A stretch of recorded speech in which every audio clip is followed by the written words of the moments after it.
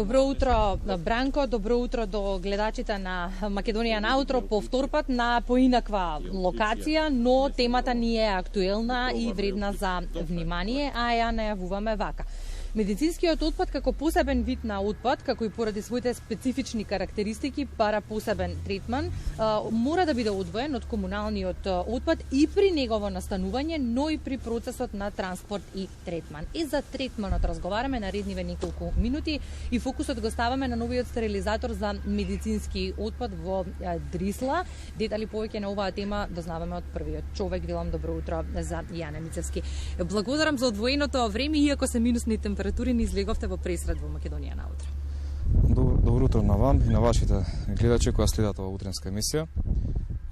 Чест ни е што сте денес овде со нас и ќе имаме прилика да презентираме она што е ново за нас како депонија Дрисла и за градот Скопје воедно. Од информациите кои што ги имаме, медицинскиот отпад и лековите со поминат рок од 2000 година се согоруваат во печките за отпад, но она што е интересно, а сакам да проговориме малку повеќе, е новиот стерилизатор автоклав за медицински отпад. Како функционира тој? Кој е принципот на работа по сите екостандарди? Тоа го споменавте. Токму така. До сега медицинскиот отпад, како опасен отпад, се третираше по начин на согорување во печка донирана од владата на Република Британија. Од сега па натака ќе имаме можност медицинскиот отпад да го третираме на еден помодерен начин кој придонесува за помало загадување на животната средина, односно не придонесува никаква контаминација на медицинскиот отпад со воздух, почва и вода. Дали ќе биде доволен, дали е доволен капацитетот на автоклавот за потребите на депонијата? Да, кога е планирана набавката на овој стерилизатор или автоклав како се нарекува, планиран е неговиот капацитет да ги задоволува потребите на депонија Дрисла, но и можноста да се развиваме во оваа услуга што ја нудиме према граѓаните, така да неговиот капацитет е 350 кг на час, со што ќе задоволува дневните, неделните и месечните капацитети и потреби на депонија Дрисла. Имаме видео материјали, ја се надевам дека одат во моментот додека разговараме, преку кои што граѓаните може да се запознаат и сликовите како функционира автоклавот, но сакам и да им појасниме. Всушност, од она што го знам јас како информација е дека медицинскиот отпад се ситни на мали делчиња, практично се сече, така. И што потоа, каде оди тој отпад? Суштината е следна. Медицинскиот отпад се сече преку така наречени шредери во три фази, од најкрупно до најситно, како ситни парчиња. Понатаму по пат на стерилизација. Стерилизација значи по водена парија, циклус кој трае од 45 минути до 1 час. Опасниот отпад при тој процес се експлоатира како неопасен отпад и веќе на излезна врата од овој стерилизатор излегува како секој тип на комунален отпад. Со тоа не може по никој основ да го наруши контаминацијата на воздух, земја и вода.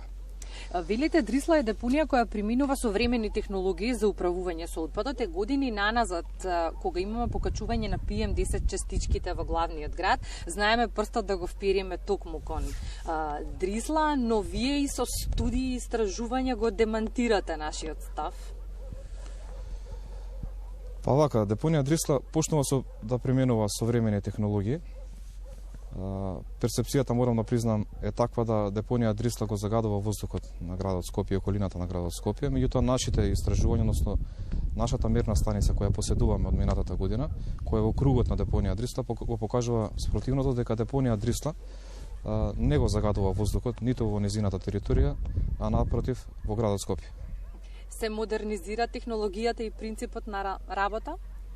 Да. Си тоа модерното време? Модерното време, примерот на другите светски метрополи, стандардите кои мора да ги имплементираме како држава за да бидеме членка на ЕУ, ни налага да ние мора да посериозно го разбереме пристапот кон управување со отпадот и за таа цел ние мора да се носиме со новите технологии, да се развиваме во тој правец и да имплементираме нова и модерна технологија со кој се справуваат останатите депонии широм Балканот и Европа.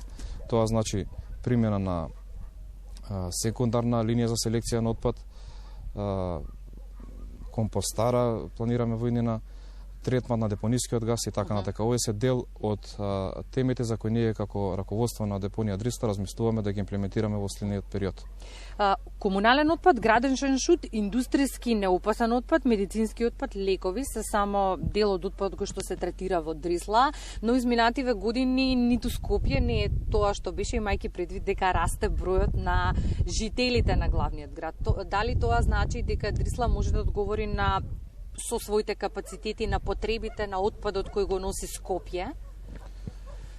Така, анализите и извештаите години наназад кажува дека од кога е основана депонијата Дрисла од 1994 година до денес, од година во година количината на отпад која се депонира кај нас, отпад, мислам на комунален отпад, од година во година расте.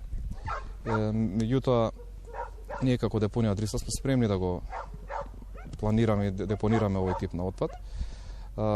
Нормално размислуваме, како што кажав и споменав и пред малку, да развиваме и нови капацитети, нови технологии, со што делот тој отпад би се селектирал, би можел да се врати назад, со тоа би го продолжили капацитетот на самата депонија и незиниот век на трајање.